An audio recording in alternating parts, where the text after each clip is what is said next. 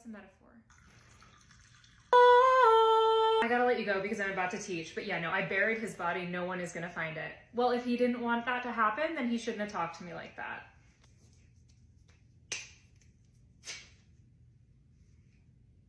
That's right.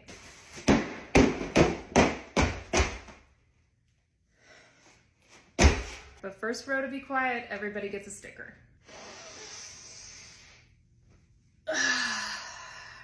I need you to promise this will go no further than in this room. No, that's not even the first time I got arrested though. That was the third time I got arrested. I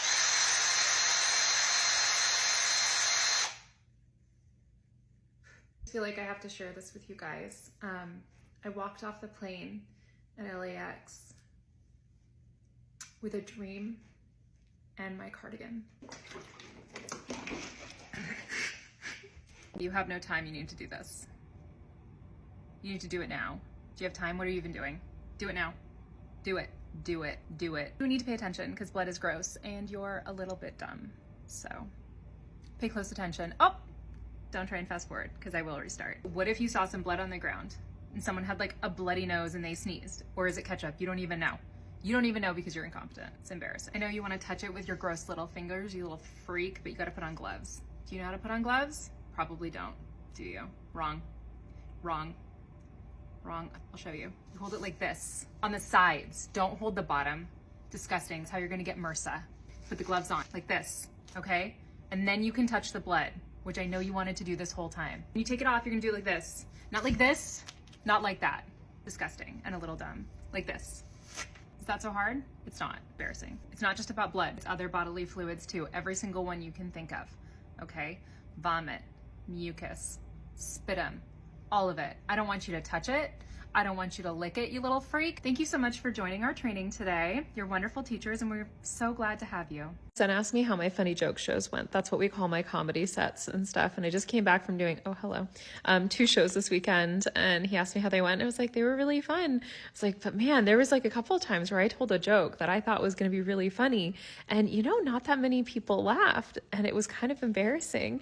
And he looked at me, he's like, Mama, do you have a list? And I was like, yeah, actually I do have a list. He said, okay, don't do the list. Don't do the list. And I was like, oh, I shouldn't. He's like, no, don't do the jokes on the list. Instead of doing the jokes on the list, do funny jokes.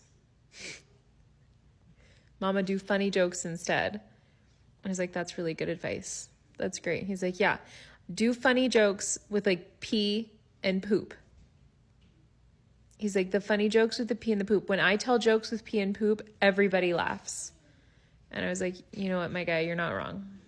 You're not wrong. So expect that next time, I guess. There was a man in front of me at the pharmacy yesterday and he was wearing a blue shirt and black shorts and white sneakers, and so was I. And so when he turned around, I said, hey, we're twins. And he just stared at me. And I don't think I'll ever stop thinking about the look of absolute disdain in his eyes. So there was a man in front of me at the pharmacy yesterday and he was wearing a blue shirt and black shorts and white sneakers, and so was I. And so when he turned around, I said, hey, we're twins. And he just stared at me. And I don't think I'll ever stop thinking about the look of absolute disdain in his eyes. So I feel like there should be a rule that if you're going to have a movie on a plane, give us the option that if it's a movie that has nudity or graphic sex scenes, can we hit a button that says edit those out or like blur or do something? Because you feel like such a freaking perv if you're just like watching a movie and then all of a sudden it's like graphic sex scene. And I'm like, and I'm like trying to fast forward. And of course, that's when they stop for the announcements. And you're just like there with like nips flailing in the wind right on your screen. And I'm just like, oh my gosh. All right, guys. So this next week I am helping with Lilly Fellowship Fellows. They have this thing in Indiana where the Lilly Fellowship basically grants money for teachers to do something for personal development. So it's not teaching related, it's just something you're passionate about. And they then get to spend a couple days each summer at Indiana State, and I'm running one of the workshops, and it's like a content creator workshop.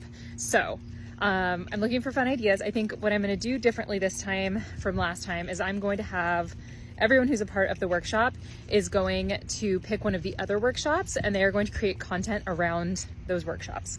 And so they're going to be like documenting other people's experience, because what I realized is, other than just being uncomfortable with being on camera, it's a little bit easier if you're focusing on someone else when you first start making content. So I'm doing that. I am going to make them learn another TikTok dance because I did that last year and it was super fun. But I would love to hear your guys' ideas because it's just a really fun thing that I get to do and participate in. But I want to hear what you guys think I should have these teachers do that would be fun and also like a learning experience and all of that. We are in Nashville for 2 days for my husband's birthday, so naturally we...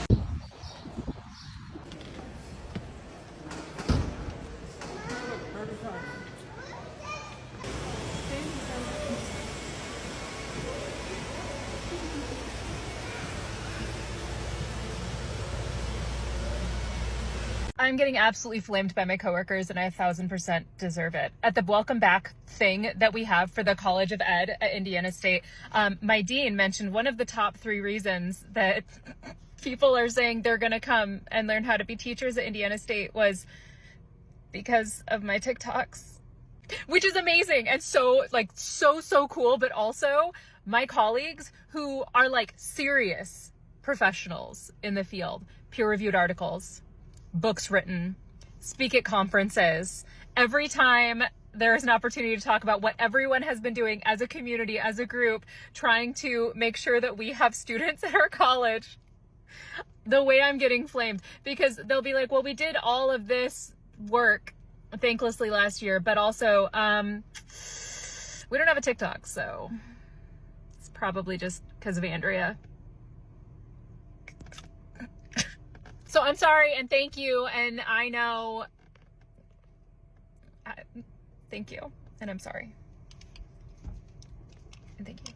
I have my U-Haul boxes with me while I tell you about why I'm responsible for a happy family. This girl who hung out a lot with this guy in her class, and I could tell pretty quickly he was obsessed with her. She was a little bit more, let's say, undecided. She asked me if she should give him a shot. I said, yeah, girl.